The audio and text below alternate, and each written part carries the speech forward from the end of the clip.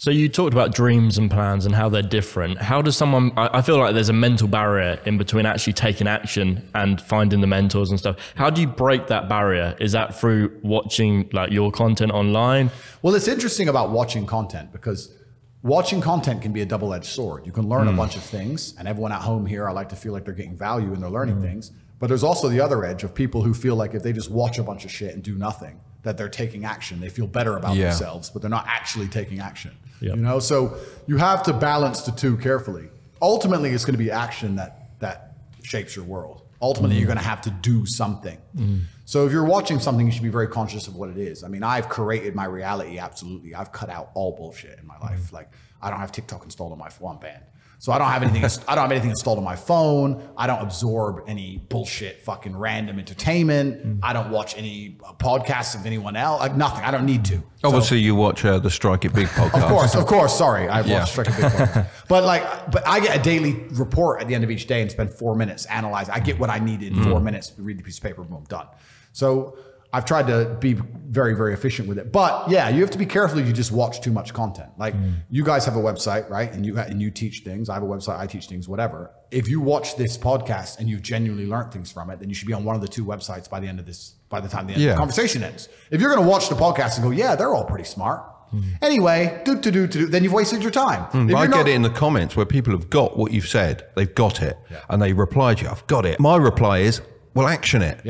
Because nothing's going to happen. It's no good you just getting it. You've got to action it. You've got to look long term at it and keep going. Completely. It's action that shapes the world. So if you're going to watch something, it needs to either tell you what to do or inspire you to take action. If you're not going to take action, you're going to fail. That's the reality of it. Do you read books? Because Kai has, I always read books. I love books, but Kai doesn't like reading at all. I think I would say that YouTube changed my life. Watching content. Yeah, I took action, obviously. I feel like you only get the surface level through YouTube though. So I got roasted on Twitter for this. So they attempted to roast me, but they can't because I'm me. But I said that I don't read books and I'm very anti-reading and it upset a whole bunch of people. My problem with reading is not that there's not good information there. It's too slow. It feels slow. I'm with him. I'm with him. It feels slow. I just feel like I don't have read a bit faster. Yeah, perhaps. I don't have the hours. I'm now at the point where I will hand the book to my PA and say, give me a 2-minute surmise, you read it. Like for me, that's just where I am. But also, you know, life teaches you a lot. And I think a lot of people are not very self-reflective of their own lives. I don't think you can read a book and that's great. But I think if you're living an interesting life, if you were to take half an hour a day to actually sit and go, okay, what good has happened to me today? And what bad has happened to me today?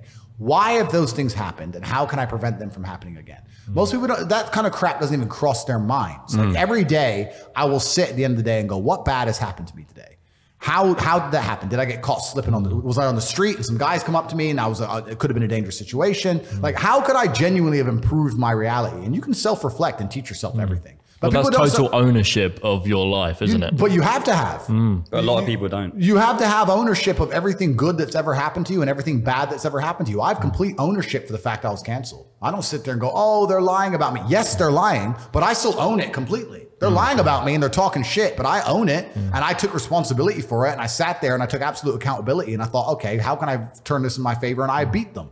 If I'm walking down the street and it starts to rain, I take responsibility for that. I didn't have to be in rainy London. I could have been somewhere else. I could have brought an umbrella. Could have took a car. I am responsible for getting wet in the rain. And there's people out here who just don't take any responsibility for their own actions, let alone the weather. If you take complete self-accountability and you self-reflect, you can learn a whole bunch about life. But could you not just say that it's raining, this is unfortunate? No, but that's what losers do.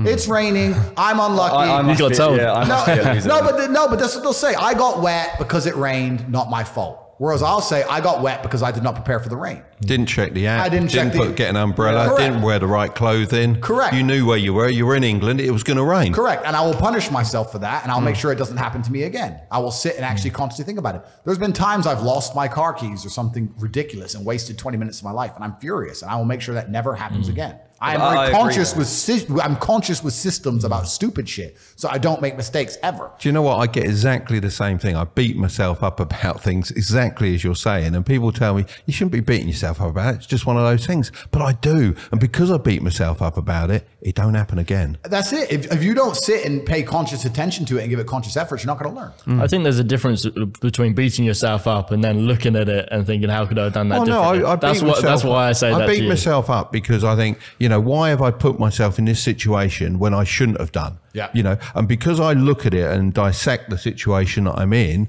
then I can learn from it. Completely. I bet you get caught in the rain again, though. I bet you I won't. Yeah. But even if you do, right, there's still a sense of satisfaction knowing you were forward thinking enough to try your absolute best. Like I have people who are after me, right?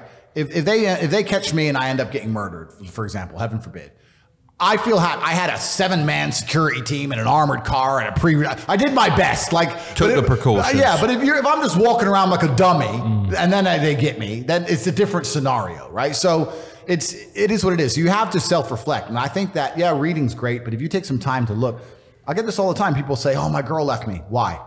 I don't know. She just left. What do you mean you don't fucking know? Think about it. Why did she leave you? Oh, because she wanted If you think long enough, you'll realize it's because of you. You were not important enough to make her not want to leave. You can sit and say what she did and what she wanted, blah, blah. It's because you couldn't keep her, because I could have kept her, so you couldn't. So it's your fault, and you're not self-reflecting. And then you're going to go into your next relationship, and because you didn't self-reflect and you haven't grown, you haven't done anything, guess what's going to happen? She's going to leave you again.